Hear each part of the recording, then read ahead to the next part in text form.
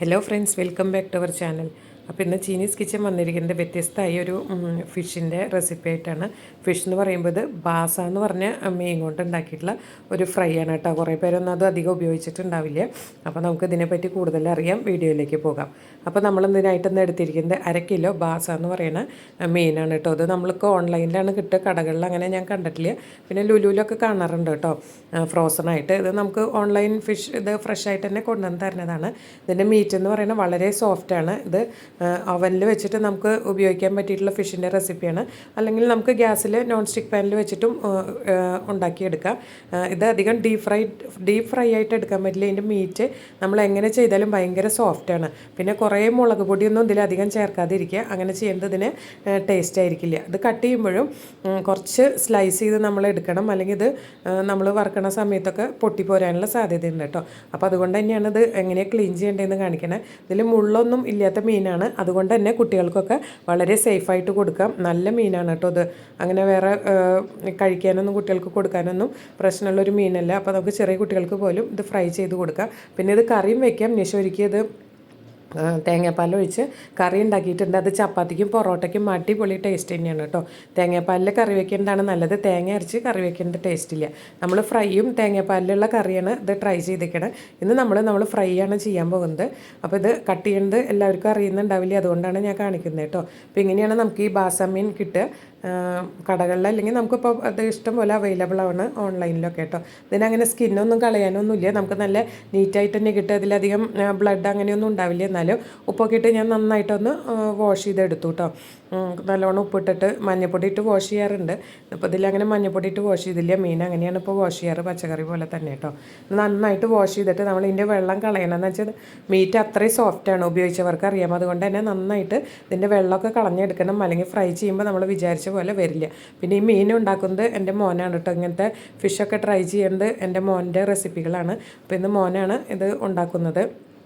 അപ്പോൾ ഇതിലേക്ക് നമ്മൾ ഇടുന്ന പൊടികൾ എന്ന് പറയുന്നത് മല്ലിപ്പൊടി ഇടുന്നുണ്ട്. നമ്മുടെ മീൻ 1/2 കിലോ ആണ്, അതിനനുസരിച്ചിട്ടാണ് നമ്മൾ പൊടികൾ ചേർത്ത് കൊടുക്കുന്നത് കേട്ടോ. അപ്പോൾ ആദ്യം നമ്മൾ എടുത്തിരിക്കുന്നത് മല്ലിപ്പൊടി, മുളക് പൊടി വളരെ കുറച്ച് ചേർക്കാൻ പാടുള്ളൂ. അധികം ഇട്ട് കഴിഞ്ഞാൽ അത് കരിഞ്ഞു പോകും. അപ്പോൾ അതുകൊണ്ട് തന്നെ കാശ്മീരി മുളക് പൊടിയാണ് ഇതിൽ ചേർത്തിരിക്കുന്നത്. പിന്നെ സാധാരണ മുളക് പൊടി ഒരു പിഞ്ച് മാത്രമേ ചേർത്തിട്ടുള്ളൂ. മഞ്ഞൾപ്പൊടി, ഉപ്പ്, ആവശ്യത്തിന് ഉപ്പ്, പിന്നെ ഇതിലേക്ക് ജിഞ്ചർ ഗാർലിക് പേസ്റ്റ് ഇതൊക്കെ ചേർക്കുന്നുണ്ട്. എല്ലാം വളരെ കുറച്ച് പൊടികൾ ചേർക്കണ്ടു. നമ്മൾ സാധാരണ മത്തി അയിലൊക്കെ ഫ്രൈ ചെയ്യണ പോലെ ഇതിലേക്ക് പൊടികൾ ചേർക്കണ്ട കേട്ടോ. കണ്ടോ, വളരെ കുറച്ച് ചേർത്തിട്ടുള്ളൂ. പിന്നെ ജിഞ്ചർ ഗാർലിക് പേസ്റ്റ് ചേർക്കും. ഇത് അധികം വൈറ്റ് കളറിലാണ് എപ്പോഴും ഇത് ഫ്രൈ ചെയ്തിട്ട് ഇരിക്കുക, അല്ലാതെ നമ്മുടെ സാധാരണ മീൻ പോലെ നല്ല റെഡിഷ് ആയിരിക്കില്ല. ഇതിലേക്ക് കുറച്ച് കുരുമുളക് പൊടി ചേർത്തിട്ടുണ്ട് കേട്ടോ. കുരുമുളകിൻ്റെ ഫ്ലേവർ ഇതിന് നല്ലതാണ് കേട്ടോ. അപ്പോൾ മോനാണ് മസാലയൊക്കെ ഇതിലേക്ക് തേക്കുന്നത്, ഞാൻ വീഡിയോ എടുക്കുകയാണ്. അപ്പോൾ ഇങ്ങനത്തെ റെസിപ്പിയൊക്കെ മോൻ നന്നായിട്ട് കുക്ക് ചെയ്യും. വീഡിയോ ഇങ്ങനെ എടുക്കാൻ മാത്രം സമ്മതിക്കാറുള്ളൂ കേട്ടോ. അതുകൊണ്ട് തന്നെ നിങ്ങൾ പലതും കാണാറില്ല ഫേസൊന്നും. പിന്നെ ഇതിലേക്ക് ഉപ്പിട്ട് കൊടുത്തിട്ടുണ്ട്, കുരുമുളക് പൊടി, മുളക് പൊടി, മല്ലിപ്പൊടി, ഇത് ജിഞ്ചർ ഗാർലിക് പേസ്റ്റ്. പിന്നെ ഇതിലേക്ക് നമുക്ക് വേണ്ടത് ലൈം ജ്യൂസാണ് കേട്ടോ. വിനീഗർ ഉപയോഗിക്കാതിരിക്കുക നല്ലത്. നമ്മൾ ലൈം ജ്യൂസാണ് ഉപയോഗിക്കാറ്. അപ്പോൾ ഇതിനാവശ്യമായിട്ടുള്ള ലൈം ജ്യൂസും കൂടെ പിഴിഞ്ഞു കൊടുത്ത് നന്നായിട്ട് കൈവച്ചൊന്ന് ഒരു 15-20 മിനിറ്റ് വെച്ചാൽ നല്ലത്. ഇല്ലെങ്കിൽ ഒരു 10 മിനിറ്റെങ്കിലും വെച്ചിരിക്കണം കേട്ടോ, എന്നാലേ മസാല പിടിക്കുള്ളൂ. നിങ്ങൾക്ക് വേണമെങ്കിൽ അവനിൽ വെച്ചിട്ട് ചെയ്തെടുക്കാം കേട്ടോ, അത് കുറച്ചും കൂടെ ടേസ്റ്റാണ്. അപ്പം നമ്മളിന്ന് നോൺ സ്റ്റിക്ക് പാനിലാണ് ചെയ്യുന്നത്. നന്നായിട്ടൊന്ന് കൈവച്ച് തിരുമ്മി പിടിപ്പിക്കാം. അപ്പോൾ പലർക്കും ഈ ബാസമീനിനെ കുറിച്ച് അറിയില്ല. അപ്പോൾ അറിയാത്തവരൊക്കെ ഉണ്ടെങ്കിൽ ഇപ്പോൾ എല്ലായിടത്തും അവൈലബിൾ ആണ്. സാധാരണ നമ്മൾ ഡെയിലി ഫിഷ് വിൽക്കണ കടകളിൽ കിട്ടില്ല.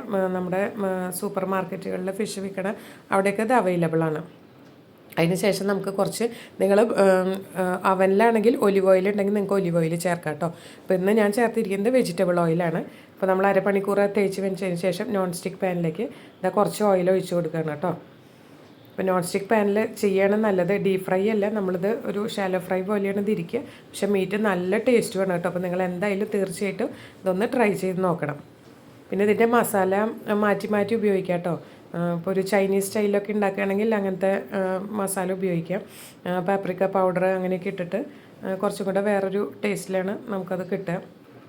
ഒറിഗാനോ അല്ലെങ്കിൽ മിക്സ്ഡ് ഹെർബ്സൊക്കെ വെച്ചിട്ട് നിങ്ങൾക്ക് ബേക്ക് ചെയ്തെടുക്കുക, അവനിൽ വെച്ചിട്ട് ചെയ്തെടുക്കാം. അത് കുറച്ചും കൂടെ ടേസ്റ്റാണ്. അപ്പോൾ ഒലിവ് ഓയിലാണ് അതിൽ ചേർക്കുക.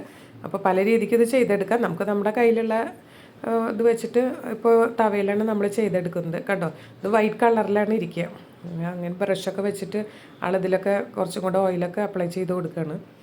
പിന്നെ അധികം പെട്ടെന്ന് ഇത് പൊട്ടിപ്പോവും മീറ്റ്. അതുകൊണ്ട് തന്നെ നമ്മൾ തിരിച്ചിടുമ്പോൾ ഒക്കെ വളരെയധികം സൂക്ഷിക്കണം.